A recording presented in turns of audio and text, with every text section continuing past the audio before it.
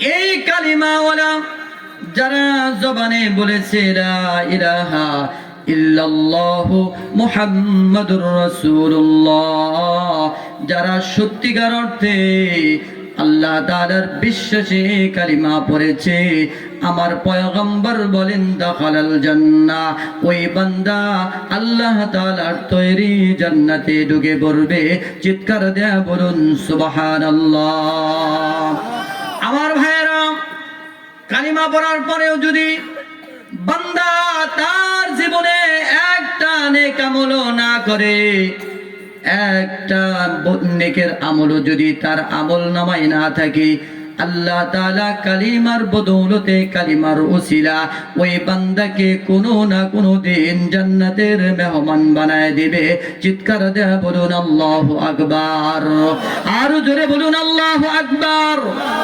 আমার ভাইয়েরা, আল্লাহ তাআলা ময়দানে মাহশারে রব্বুল আলামিন তার রহমান এবং গফফার নামের সমস্ত সিফাতগুলো তিনি সেদিন প্রকাশ করবেন। বান্দাকে কালিমার বদৌলতে আমল ছাড়াও জান্নাতে ঢুকায় দিবে। চিৎকার দেয়া বলুন সুবহানাল্লাহ। পয়গম্বর বলেন, ময়দানে মাহশারে আল্লাহর আদালতে যখন বান্দার নেকি এবং বদি ওজন করা হবে, যারা পরিমাণ যদি বান্দা নেক আমল করে, আমার ভাইয়েরা, আল্লাহ তাআলা যারা পরিমাণ নেক তার বান্দার আমল নামায় বান্দা দেখতে পাবে, সামান্যতম ব্যতিক্রম হবে না। চিল্লা বলুন কথা ঠিক কিনা? আর যদি বান্দা সামান্যতম গুনাহ করে, পাপের কাজ করে, আল্লাহ তাআলা ওই সামান্যতম পাপ বান্দার আমল নামায় উঠায় দিবে। আমার পয়গম্বর বলেন, ময়দানে মাহশারে আল্লাহ তাআলা দুইজন বান্দার নেকি এবং বদি যখন ওজন করা হবে, তার নেকের পাল্লাটা হালকা হয়ে যাবে, বদির পাল্লাটা ওজনদার হয়ে যাবে। আল্লাহ তাআলা ফয়সালা শোনায় দিবে, ও ফেরেশতারা, আমার এই দুই বান্দাকে জাহান্নামে নিয়ে যাও। যখন আল্লাহ তাআলার নির্দেশ এসে যাবে, এই বান্দা দুইজনের মধ্যে দুইটা অবস্থা পরিলক্ষিত হবে। চিল্লা বলুন না সুবহানাল্লাহ। আমার ভাইয়েরা, বন্ধুরা আমার, এখনো যারা বাহিরে আছেন, আমি তাদেরকে বলবো, আজকের এই মাহফিল যদি আল্লাহর দরবারে কবুল হয়ে যায়, হতে পারে আজকের এই মাহফিলটা আমার আপনার জন্য জান্নাতে যাওয়ার ওসিলা হয়ে যাবে। চিৎকার দিয়ে বলুন কথা ঠিক কিনা? ভাইয়ের আমার, বন্ধুরা আমার, যখন আল্লাহ তাআলা হুকুম শোনায় দিবে, আল্লাহ তাআলা বলবেন, হে ফেরেশতা, আমার এই বান্দাকে তুমি জাহান্নামে নিয়ে যাও। যখন বান্দা আল্লাহ তাআলার ফেরেশতা যখন আল্লাহর বান্দাকে জাহান্নামের ফয়সালা শোনায় দিবে, ওই বান্দাকে যখন জাহান্নামের দিকে নিয়ে যাবে, আমার ভাইরা, এই আল্লাহর বান্দা জাহান্নামের দিকে যাচ্ছে আর বারবার পিছনের দিকে তাকাইতেছে, আল্লাহর দিকে তাকায়, একবার জাহান্নামের দিকে তাকায়, আবার আল্লাহ তাআলার দিকে বান্দা তাকায়। আল্লাহ তাআলা বান্দার এই হালত দেখিয়া আল্লাহ জিজ্ঞাসা করে, ও ফেরেশতা, আমার বান্দাকে জাহান্নামে ফেইলো না, আমার বান্দাকে আমার সামনে হাজির করো, আমার বান্দার সাথে আমি একটু কথা বলি, এরপরে জান্নাত নয় জাহান্নামে আমি তাকে ফেলবো। যখন আল্লাহর বান্দাকে আল্লাহর সামনে পেশ করা হলো, আল্লাহ তাআলা বলেন, হে গোলাম, যখন তোমাকে জাহান্নামের ফয়সালা শুনায় দিলাম, ও বান্দা, তুমি তো জাহান্নামের দিকে যাচ্ছ, একবার জাহান্নামের দিকে তাকাও এবং বারবার পিছনের দিকে তাকায়া আমি রব্বে কারিমের দিকে তাকাও। কেন তুমি আমার দিকে তাকাও? এবার আল্লাহ তাআলার বান্দা বলবে, রব্বুল আলামিন, আমি শুনেছি আপনি তো রহমান, আপনি তো রহিম। হাসরের ময়দানে আল্লাহ তাআলা আজকে তুমি ছাড়া আমার কেউ নাই, ঠিক কিনা? আরো জোরে বলুন ঠিক কিনা? আল্লাহর বান্দা বলবে, ও আল্লাহ, হাসরের ময়দানে আপন বলতে আমার কেউ নাই, নিশ্চিত আমি জাহান্নামে যাব। তবে আল্লাহ, আমি পড়েছি তুমি হাসরের ময়দানে তোমার রহমান, তোমার দয়ার সাগর, তুমি এই দয়ার সাগরের সিফাতগুলো তুমি হাসরের ময়দানে প্রকাশ করবা। আয় আল্লাহ তাআলা, দুনিয়াতে তোমার হুকুম আমি মানতে পারি নাই, তোমার হুকুম মতো আমি চলতে পারি নাই। আল্লাহ, হাসরের ময়দানে যখন আমার জাহান্নামের ফয়সালা হয়ে গেল, আল্লাহ গো, তোমার দিকে বারবার আমি তাকাই, দেখিনি মাওলা আমার দিকে তোমার রহমতের একটা নজর পড়ে কিনা। যদি তোমার রহমতের একটা নজর পড়ে যা, আমি বান্দার জন্য জাহান্নাম হারাম হয়ে যাবে। আল্লাহ, তোমার রহমান নামের তো ক্ষমতা আছে। আল্লাহ গো, তোমার রহমান নামের দিকে আমি তাকায় আছি, বারবার তাকাই, দেখি তোমার এই রহমতের গুণটা আমার জন্য শামিলে হাল হয় কিনা। আল্লাহ তাআলা বলেন, ফেরেশতা, না না, আমার যেই বান্দা আমি রহমান, আমি গফফার নামের উপরে বান্দার পূর্ণ ইয়াকিন আছে, বিশ্বাস আছে। আমি যদি আমার এই বান্দাকে জাহান্নামে ফেলে দেই, আমার রহমান গফফার নামের ইজ্জত থাকে না। ও ফেরেশতা, আমার যেই বান্দা জাহান্নামে যাওয়ার আগেও আমি রহমান সিফাতের উপরে তার ইয়াকিন আছে, এজন্য আমার ওই বান্দাকে আমি জাহান্নাম থেকে মুক্তি দিয়ে জান্নাতে প্রবেশ করায় দিলাম। সুবহানাল্লাহ। আমার ভাইরা, আল্লাহ তাআলা ময়দানে মাশরে সামান্য অজুহাতে ওসিলা করে বান্দাকে মাফ করে দিতে পারেন। আর এক বান্দার যখন ফয়সালা শোনায় দেওয়া হবে, আল্লাহ তাআলা বলবেন, হে ফেরেশতারা, আমার বান্দাকে জাহান্নামে নিয়ে যাও। আমার ভাইরা, বন্ধুরা আমার, আল্লাহর নির্দেশ শোনার পরে ওই বান্দা জাহান্নামের দিকে দৌড়ানো শুরু করবে। চিৎকার দেয়া বলুন সুবহানাল্লাহ। যখন আল্লাহর বান্দা জাহান্নামের দিকে দৌড়ায়, জাহান্নামের কাছে গেছে, এমন সময় জাহান্নামে পড়ে যাবে। আল্লাহ তাআলা বলেন, ফেরেশতা, আমার এই বান্দাকে এখনো জাহান্নামে ফেলো না, ওই বান্দাকে আমার সামনে নিয়ে আসো। আল্লাহ তাআলা ওই বান্দাকে বলবে, হে গোলাম, তুমি কি জানো না জাহান্নাম একটা ভয়াবহ খারাপ জায়গা? জাহান্নাম তো এমন একটা জায়গা যেখানে সুখ নাই, সেখানে কষ্ট আর কষ্ট। জাহান্নামের এমন গর্ত বাবা, একদিন পয়গম্বর সাহাবায়ে কেরামদের সাথে মসজিদে নববীতে আলোচনা করতেছিলেন।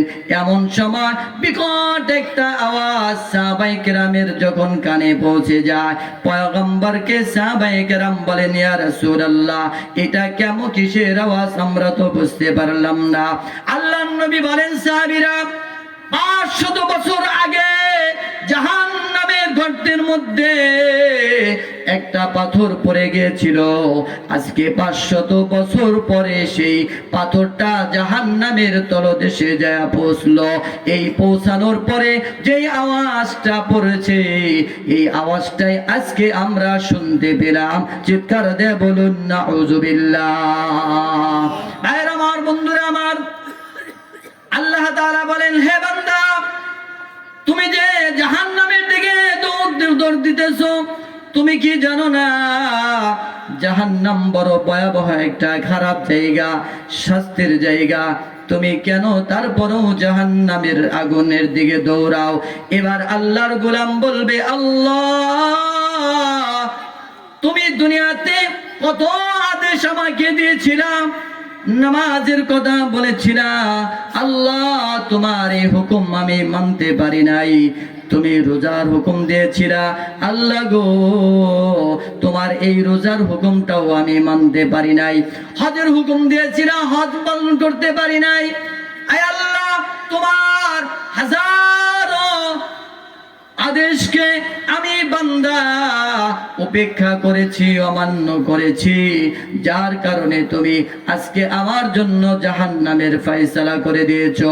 আল্লাহ, তোমার সর্বশেষ যে আদেশ, তুমি আমাকে জাহান্নামের ফয়সালা করে দিলা। আল্লাহ, তোমার সর্বশেষ আদেশটাও যদি আমি পালন না করি, আল্লাহ গো তোমার আদালতে আমি যে তোমার একজন আদনা গোলাম, এই গোলামটা আমি প্রকাশ করতে পারবো না। কমাস কম হলে জীবনের শেষ সময়ে তোমার এই হুকুমটা যদি আমি পুরা করতে পারি, পালন করতে পারি, আল্লাহ তোমার এই রহমতের এই আশায় আমি তোমার হুকুমটা পালন করতেছি। দেখিনি এই হুকুম পালন করার জন্য তোমার দিলের মধ্যে কোনো রহম আসে নাকি? সুবহানাল্লাহ। আমার ভাইরাম, আল্লাহ তাআলা বলবেন, গালাবাত রহমতি আলা গাযাবি, সাবাকাত রহমতি আলা গাযাবি। হে ফেরেশতারা, আমার রহমত, আমার করুণা, আমার দয়া বান্দার গজবের উপরে প্রবল হয়েছে। আমি আল্লাহ তাআলা রহমতের চাদর দিয়ে ওই বান্দার জীবনের সব গুনাহগুলো মাফ করে আমার সর্বশেষ হুকুমটাও মানার কারণে আমি ওই বান্দাকে জাহান্নাম থেকে বাঁচায়া জান্নাতের মেহমান বানায় দিলাম। বলুন আল্লাহু আকবার, জোরে বলুন আল্লাহু আকবার। আমার ভাইরা, আল্লাহ তাআলা উছিলা খুঁজে কোন উছিলায় বান্দাকে মাফ করে দেওয়া যায়। আমার ভাইরা, বন্ধুরা আমার, আজকে যেই মাহফিলে আমরা এসেছি, হতে পারে আজকের এই বসাটা আমাদের সকলের জন্য জান্নাতে যাওয়ার কারণ হয়ে যেতে পারে। চিল্লায়া বলুন কথা ঠিক কিনা? আমার ভাইরা, বন্ধুরা আমার, এজন্য আল্লাহ রাব্বুল আলামিন বলেন, বান্দা তুমি জান্নাতের দিকে ধাবিত হও। আল্লাহ তাআলা বলেন, ওয়াসারিউ ইলা মাগফিরাতিম মির রাব্বিকুম ওয়া জান্নাতিন আরদুহাস সামাওয়াতু ওয়াল আরদ উইদ্দাতু লিল মুত্তাকিন। আল্লাহ তাআলা বলেন, বান্দা দৌড়াও, ধাবিত হও আল্লাহর মাগফিরাতের দিকে এবং জান্নাতের দিকে। কোন দিকে গেলে মালিকের মাগফিরাত পাওয়া যায়? আমার ভাইরা, যদি আমরা আল্লাহর মাগফিরাতের দিকে ধাবিত হতে পারি, এই দৌড়টুকু, এই ধাবিত হওয়াটুকু যদি আল্লাহর দরবারে কবুল হয়ে যায়, আল্লাহ তাআলা ওই বান্দাকে মাফ করে জান্নাতের মেহমান বানায় দিবে। চিৎকার দিয়ে বলুন সুবহানাল্লাহ। আমার ভাইরা, আজকের এই মাহফিলে আল্লাহ তাআলা একজন বান্দার হাজিরা যদি কবুল হয়ে যায়, আল্লাহ তাআলা ওই একজনের হাজিরা উসিলা আমার আপনার জিন্দেগির গুনাহগুলো মাফ করে দিবে। চিল্লা বলুন কথা ঠিক কিনা? এজন্য ও যুবক, ও নওজোয়ান যুবক, ও বৃদ্ধ বাবা, পর্দার আড়ালে মা গো, আজকের এই মাহফিলকে খেলায় খেলায় নষ্ট করে দেওয়া যাবে না, এটাকে গনিমত মনে করা লাগবে। যদি আজকের এই মাহফিলটা ময়দানে মাশারে আমাদের পক্ষে সাক্ষী দিয়ে দেয়, আল্লাহ তাআলা আমাদেরকে জান্নাতের মেহমান বানায় দিবে। সুবহানাল্লাহ। আমার ভাইরা, এজন্য আল্লাহ তাআলা ডাক দিয়ে বলে, বান্দা তুমি জান্নাতের দিকে ধাবিত হও এবং জান্নাতের দিকে ধাবিত হও।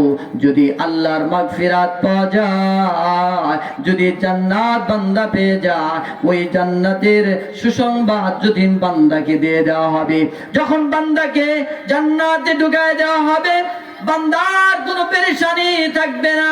আল্লাহ তাআলা জান্নাতকে এমন নিয়ামত দিয়ে সাজাইছেন, হাদিসে কুদসিতে পয়গম্বর বলেন, আদাতুল ইবাদিয়াস সালিহিন। আল্লাহ তাআলা বলেন, আ'আদাতু লিইবাদিয়াস সালিহিন, আমি আমার বান্দাদের জন্য এমন ভাবে জান্নাতকে প্রস্তুত করে রেখেছি, তৈয়ার করে রেখেছি, মালা আইনুন রাআত, যা কোনো চোখ আজ পর্যন্ত সেই নিয়ামত দেখে নাই। বলুন তো আমরা জান্নাতের নিয়ামত দেখেছি নাকি? দেখছি নাকি? আল্লাহ তাআলা বলেন মালা আইনুন রাআত, আমি আল্লাহ তাআলা এমন জান্নাত বানাইলাম যেই জান্নাত কোনোদিন কোনো চোখ দেখে নাই, ওয়ালা উযুনুন সামিআত, এবং যেই জান্নাতের বিবরণ কোনো কর্ণ কোনো কান শুনতে পাই নাই, ওয়ালা খাতার আলা কলবি বাশার, শুধু তাই না, এমন কোনো কলব নাই, এমন কোনো অন্তর নাই যে অন্তর দিয়ে জান্নাতে যত যত কল্পনা বান্দা করতে পারবে, আল্লাহ তাআলা কল্পনার বাইরে জান্নাত বানিয়েছেন। চিৎকার দেয়া বলুন আল্লাহু আকবার। আর জোরে বলুন আল্লাহু আকবার। আমার ভাইরা, যেই জান্নাতের ওয়াদা আল্লাহ রাব্বুল আলামিন দান করেছেন, ওই জান্নাত একমাত্র মুত্তাকিনদের জন্য আল্লাহ তাআলা দান করবে। চিৎকার দেয়া বলুন কথা ঠিক কিনা? ভাইরা আমার, বন্ধুরা আমার, এজন্য চিন্তা করব, আমি তো গুনাহগার, আমি তো সগীরা করেছি, কবিরা করেছি, সীমাতীত গুনাহ করেছি। এজন্য আল্লাহ তাআলার কাছে আমি আল্লাহর দিকে ধাবিত হই না। আল্লাহ বলে, বান্দা, তোমার সারা জীবনের গুনাহ দিকে যদি আমি আল্লাহ তাআলা যদি নেক নজরে তাকাই, তোমার জিন্দেগীর সব গুনাহগুলো আমি আল্লাহ তাআলা মাফ করে দিব। চিল্লা বলুন সুবহানাল্লাহ। আল্লাহ তাআলা, আল্লাহর পয়গম্বর বলেন, হে দুনিয়ার উম্মত,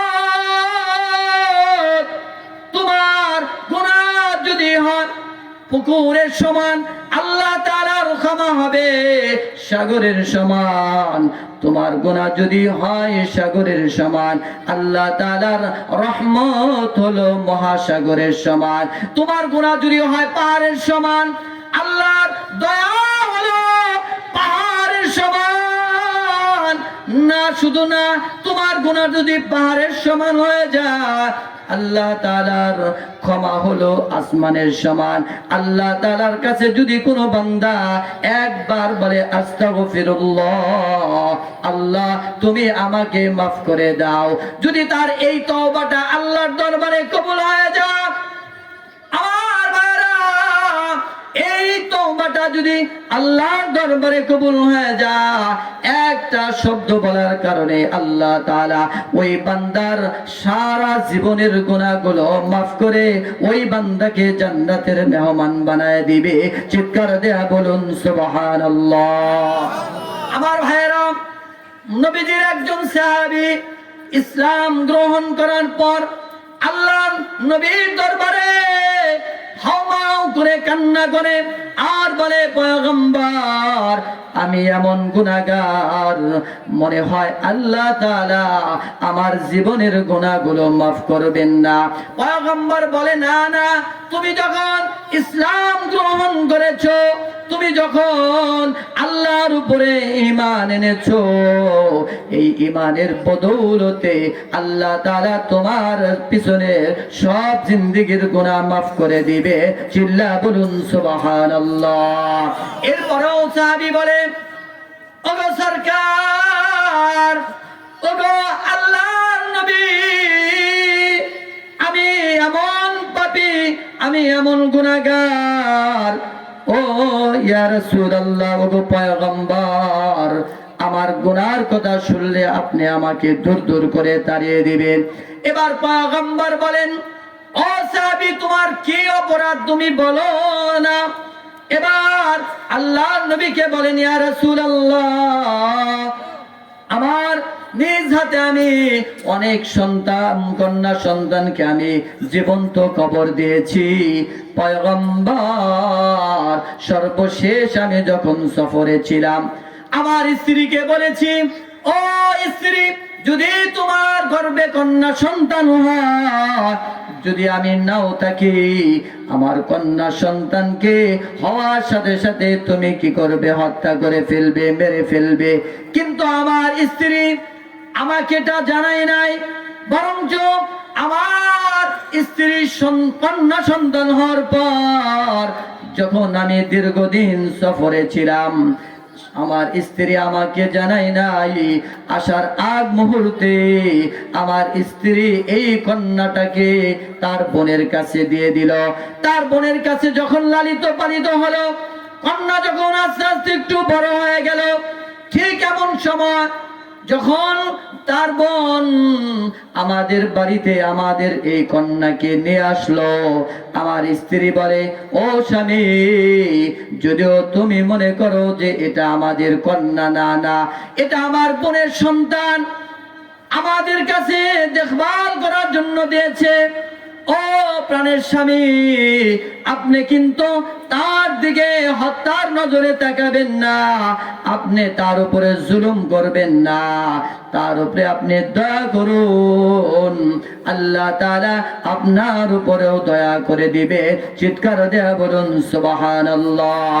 আমার ভাইয়েরা, এবার পয়গম্বরকে বলতেছেন, ইয়া রাসূলুল্লাহ, আমি এমন পাষাণ, আমার দিলের মধ্যে সামান্যতম দয়া আসলো না।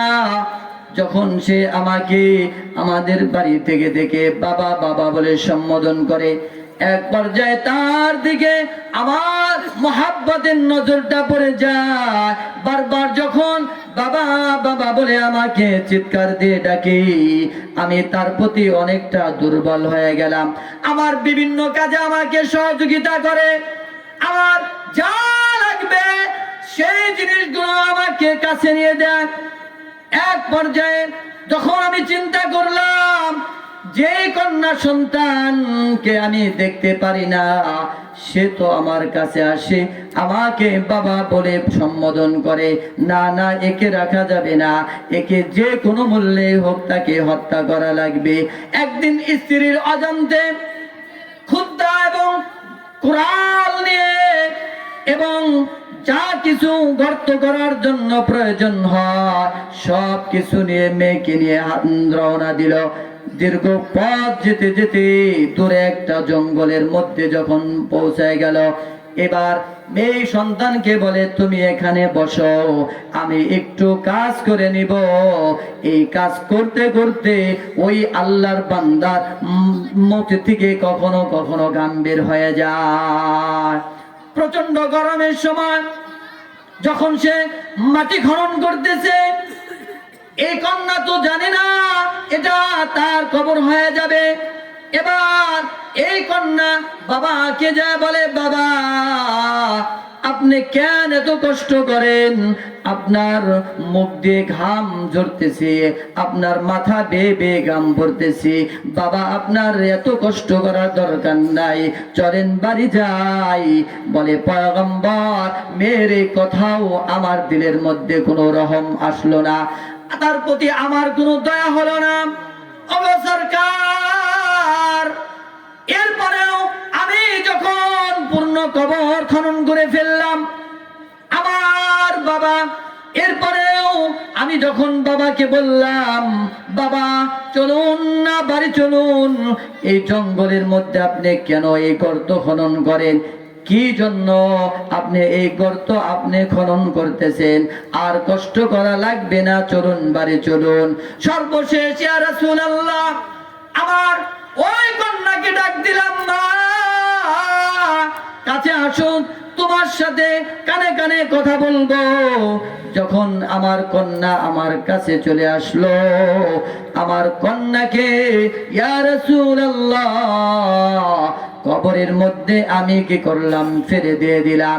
ফেলে দিয়ে শুধু আমি তাকে ফেলে দিয়ে ক্ষান্ত হই নাই, ওই কবরের মধ্যে আমি উপর থেকে মাটি চাপা যখন দিতেছিলাম, এই কন্যা আমাকে বারবার বলেছে, বাবা আমি আপনার সন্তান, বাবা হয়ে সন্তানের উপরে আপনি এরকম জুলুম করবেন না, নির্যাতন করবেন না। ও বাবা, আপনি আমাকে জানে মারবেন না, আপনার সমস্যা হয়, বাবা বলে পরিচয় দিতে যদি আপনার সমাজে আপনি মুখ দেখাইতে যদি আপনার সমস্যা হয়, আপনি যদি ঘৃণা মনে করেন ওগো আব্বা, তাহলে আপনার কাছে আমি একটু আবেদন করি, আপনি আমাকে জানে মারবেন না, কবর থেকে উঠান। ও বাবা, আপনি আমাকে বাঁচার মতো সুযোগ করে দেন, আমি এই এলাকায় থাকবো না, বহু দূর আমি চলে যাব, যেখানে আপনার সাথে আমার কোনো প্রেম পরিচয় হবে না, দেখা হবে না। বাবা গো, তারপরেও আপনি আমাকে জানে মারবেন না। ওগো পয়গম্বর, এরপরেও আমি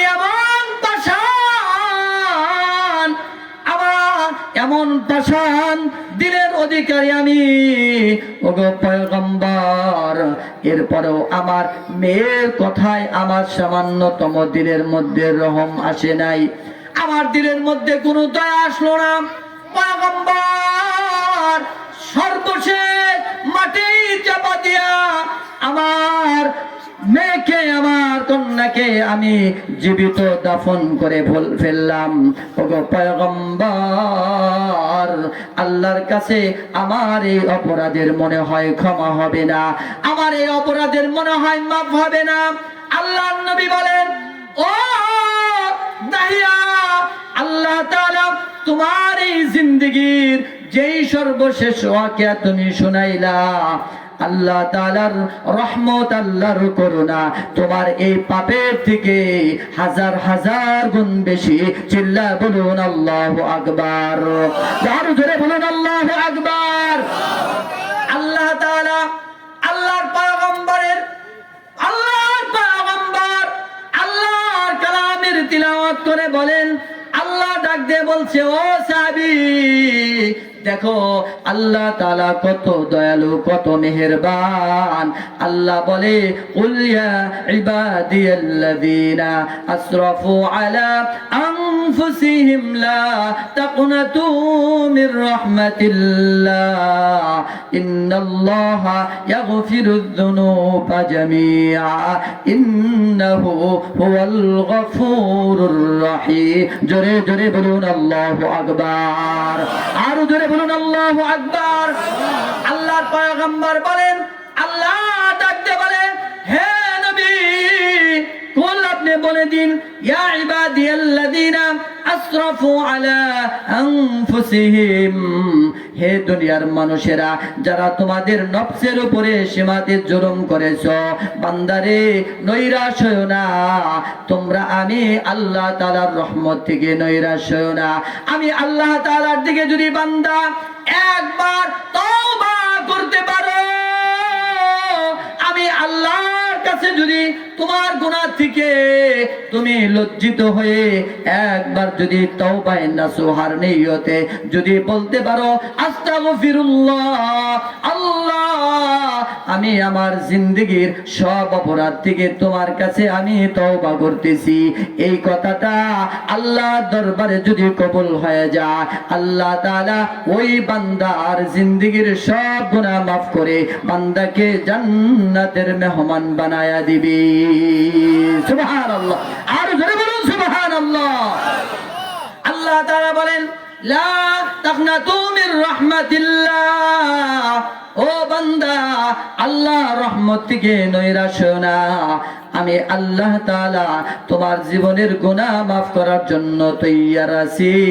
ও বান্দা, কোন উসিলায় তোমাকে মাফ করা যায়, আমি আল্লাহ তাআলার রহমত তোমার জন্য বাহানা খুঁজতে থাকে।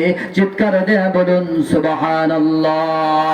আমার ভাইয়েরা, বন্ধুরা আমার, এজন্য নেক আমল করে, ঈমান এবং নেক আমলের সাথে সাথে আল্লাহ তাআলার রহমত যখন আমি কামনা করব, আল্লাহর রহমত যদি হয়ে যায়, আমি আপনি আল্লাহর কাছে পেয়ারা বান্দা হয়ে যাব, জান্নাতের মেহমান আল্লাহ বানায় দিতে পারেন কিনা। এজন্য ভাইয়ের আমার, যারা আমরা মনে করি আমরা তো গুনাহগার, নামাজ পড়ি না, রোজা রাখি না, হজ্জ বাইতুল্লাহ করি না, আল্লাহর বিধান মানি না, পয়গম্বরের সুন্নাহ মানি না, না না, এখন আল মসজিদের কাছেও যাব না, আল্লাহর কাছেও যাব না, না না না, আল্লাহ তাআলা হাত দিয়ে ডাকতেছে, বান্দা তুমি আসো। ফজরে আসো নাই বান্দা, তোমাকে ডাক দিলাম, ও বান্দা জোহরে আসো। জোহরে আসো নাই, আল্লাহ ডাক দে বলে বান্দা আসরে আসো, আসরে আসলা না, আল্লাহ ডাক দে বলে বান্দা মাগরিবে আসো, মাগরিবেও আসলা না, আল্লাহ তাআলা ডাক দে বলে বান্দা তুমি এসে আসো, ফজরে আসো। যদি কোনো বান্দা ভুল বুঝতে পাইরে আল্লাহর কুদরতি কদমে সিজদা দিয়া আল্লাহ তাআলার কাছে বলে সুবহান রাব্বিয়াল আলা, বলে যদি ডান দিকে বাম দিকে সালাম ফিরায়, আল্লাহ বলে বান্দা তোর জীবনের সব গুনাহ আমি আল্লাহ মাফ করে তোরে জান্নাতি মেহমান বানায় দিলাম। সুবহানাল্লাহ। এজন্য আল্লাহ তাআলার কাছে আমরা তওবা করতে রাজি আছি না ইনশাআল্লাহ? আল্লাহ তাআলার কাছে তওবার নিয়তে দুটি হাত উঁচু করে দেখাই, আল্লাহ আমাদের তওবাকে কবুল করে নেন, আজকের মাহফিল আমাদের নাজাতের মাধ্যম বানিয়ে দেন। জোরে বলুন আমিন, আরো জোরে বলুন আমিন। যদি আজকে আমরা তওবার নিয়তে বসি, গুনাহ মাফের নিয়তে বসি, আল্লাহ তাআলা আজকের এই মাহফিলকে আমাদের জন্য ময়দানে মাশারে নাজাতের মাধ্যম বানায় দিতে পারেন কিনা? কি বলেন, পারেন কিনা? এজন্য আমরা আখিরি মোনাজাত পর্যন্ত থাকবো তো ইনশাআল্লাহ। কারা কারা থাকবেন না দেখি তো? থাকবেন না, যাইবেন গা? বলছে হুজুর আপনি তো মনে করছেন যে একবার সহজ কথাই বলবেন, থাকবেন তো ইনশাআল্লাহ? কারা কারা থাকবেন? নারায়ে তাকবীর, নারায়ে তাকবীর। আল্লাহ তাআলা কবুল মঞ্জুর করে নিন, সকলে বলুন আমিন।